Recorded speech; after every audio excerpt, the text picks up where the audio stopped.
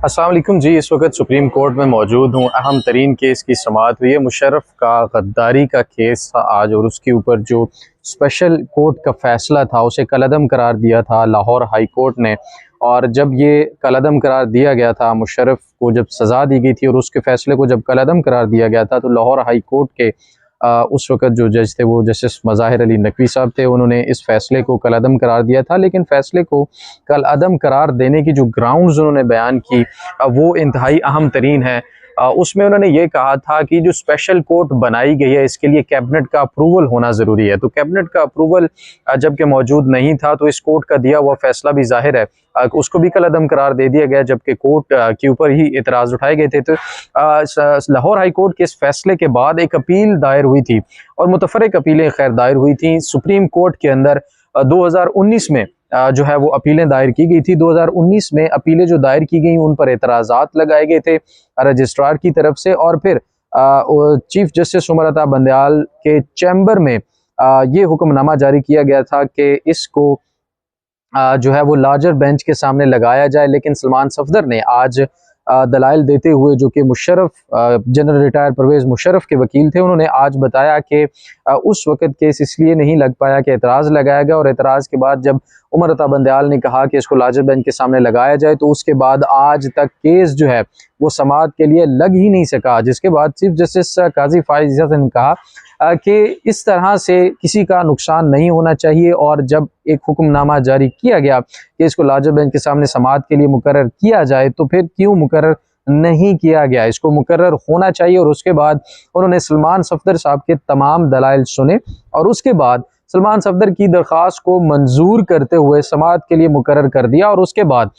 जो एक special court बनाई गई थी, उस स्पेशल कोर्ट के खिलाफ भी जो दरख्वास्तें आई हुई थी उनको भी स्पेशल कोर्ट बनाए जाने के ऊपर जो दरख्वास्तें थी उनको भी समाअत के लिए मुकर्रर किया। उन पर भी एतराज़ात जो हैं वो सबके सुने, और उनको भी मंजूर करते हुए मुतफर्रक दरख्वास्तें जो हैं वो अब समाअत के लिए मुकर्रर कर दी गई हैं। और 21 नवंबर तक जो केस है मुशर्रफ की सज़ा को कलअदम करार दिए जाने लाहौर हाई कोर्ट के फैसले का केस जो अब सुप्रीम कोर्ट में आ चुका है, उसको 21 नवंबर तक मुलतवी कर दिया गया है। जबकि इस बेंच की सरबराही चीफ जस्टिस काजी फाइज ईसा, उनके साथ साथ जस्टिस मंसूर, उनके साथ जस्टिस अतर मिनल्ला और जस्टिस अमीन इस वक्त सरबराही कर रहे थे। और स्पेशल कोर्ट का जो फैसला था और उसको कलअदम करार देने का फैसला लाहौर हाई कोर्ट का जो था उसको चैलेंज किया गया है इस वक्त सुप्रीम कोर्ट के अंदर। और इसमें मुतफर्रिक दरख्वास्तें जो हैं अब वो मंजूर की जा चुकी हैं, और 21 नवंबर तक जो समाअत है वो मुलतवी हो चुकी है। वैसे तो सलमान सफदर साहब ने कहा था कि मुझे 4 हफ्तों का वक्त चाहिए, और मैंने ये भी मशवरा करना है, हिदायत लेनी है कि अपील को आगे जारी रखना है या नहीं रखना।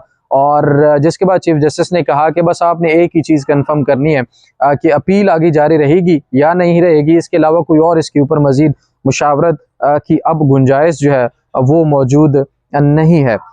तो ट्रायल जो स्पेशल कोर्ट था उसकी अहलियत पर, या जो स्पेशल कोर्ट खुसूसी अदालत बनाई गई थी उसके लिए जो दलाइल लिए गए, उसमें सलमान सफदर ने अपने दलाइल देने से माजरत की। उन्होंने कहा कि इसमें मैं शामिल नहीं होना चाहता। जिसके बाद उन्होंने कहा कि किसी को इसके ऊपर एतराज़ तो नहीं है, जिसके ऊपर एडिशनल अटॉर्नी जनरल भी मौजूद थे, उनसे भी पूछा गया कि आपको कोई एतराज़ तो नहीं। उन्होंने कहा जी मैं इसके ऊपर कुछ नहीं कहना चाहता। लेकिन चीफ जस्टिस ने एक चीज़ बड़ी अहम कही। उन्होंने कहा सलमान सफदर के मुशर्रफ की सज़ा के खिलाफ जो अपील है उसमें अहम तरीन चीज़ें हैं, और उसकी तारीफ़ की कि उसका जो कंटेंट है वो बहुत अच्छा है। और उसके बाद चीफ जस्टिस ने ये भी कहा कि अब देखना ये है कि अब अगली समाअत पर जो तमाम फ्रीकैन को नोटिस किए गए। हामिद खान ने भी कहा कि लाहौर हाई कोर्ट का जो फैसला है वो लाहौर हाई कोर्ट को ये फैसला नहीं देना चाहिए था। तो दिलचस्प सूरत हाल इस वक्त जो है वो बन चुकी है कि मुशर्रफ जो इस वक्त, उन्होंने पूछा मुशर्रफ साहब के बारे में भी डिस्कशन हुई, तो उन्होंने पूछा कि जाहिर है उनकी तो डेथ हो चुकी है, तो अब ये मामला किस तरफ जाएगा, क्योंकि उनके ऊपर जो गद्दारी के इल्ज़ामात हैं उनके ऊपर अब ये सुप्रीम कोर्ट किस किस्म की सज़ा जो मज़ीद है वो सुना सकती है, या इन दरख्वास्तों के ऊपर अगर आगे समाअत बढ़ती है तो क्या क्या चीज़ें हो सकती हैं। तो ये 17 दिसंबर 2019 को फैसला सुनाया गया था लाहौर हाई कोर्ट की तरफ से, जैसे चैलेंज किया गया था।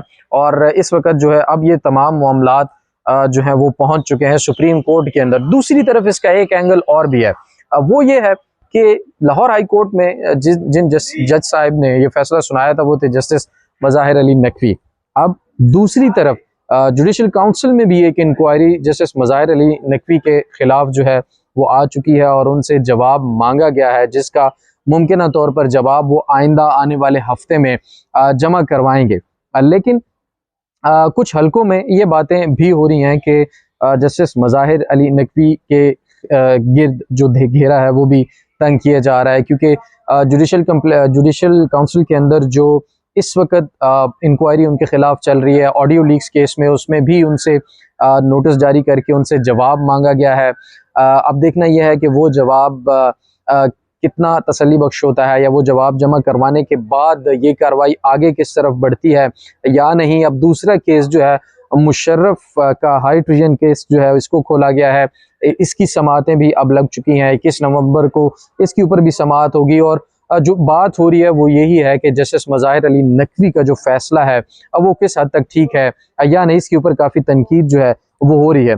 जबकि जो स्पेशल अदालत बनाई गई थी उसके अंदर जस्टिस नज़ीर अकबर, जस्टिस वकार सेठ और जस्टिस शाहिद करीम जो है ये मौजूद थे। इन्होंने मुशर्रफ को सज़ा सुनाई थी और सज़ा सुनाते हुए जस्टिस वकार सेठ की सरबराही में इस बेंच ने जब सज़ा सुनाई तो जस्टिस वकार सेठ ने बल्कि जब सज़ा सुनाई तो उन्होंने कहा कि जो मुशर्रफ है वो क्योंकि इस दुनिया में अब नहीं है तो उनको कब्र से निकाला जाए। अगर कब्र से निकाल कर उनको लटकाया जाए और कानून तोड़ने के जुर्म में उनके ऊपर जो गद्दारी का मुकदमा है उसमें उनको सज़ा देते हुए सज़ाए मौत सुनाई थी और कहा था कि अगर वो मर भी जाएं तो उनको लटकाया जाए और कानून तोड़ने के जो सज़ा है वो बड़ी सख्त तरीन सज़ाएँ उन्होंने उस वक़्त जो है वो सुनाई थी।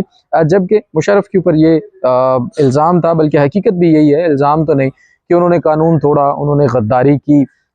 मुल्क में आने वाले मुख्तलिफ डिक्टेटर्स की तरह मुशर्रफ ने भी कानून तोड़ा था, पाकिस्तान का आइन तोड़ा था, मार्शल लॉ और एमरजेंसी लगाई थी, 3 नवंबर की जो एमरजेंसी थी।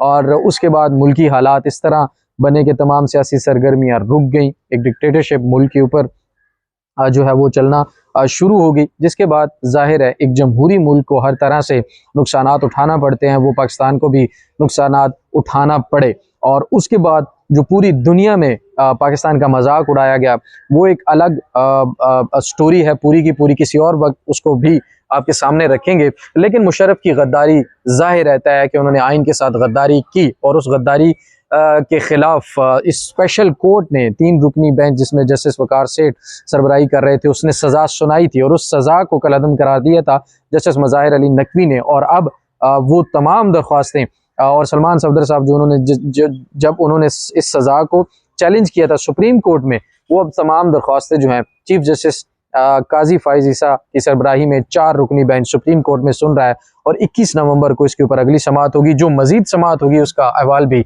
आपके सामने रखेंगे। तो अभी तक के लिए इतना ही। अपने मेज़बान कमर मेकन को दीजिए इजाज़त। अल्लाह निगहबान।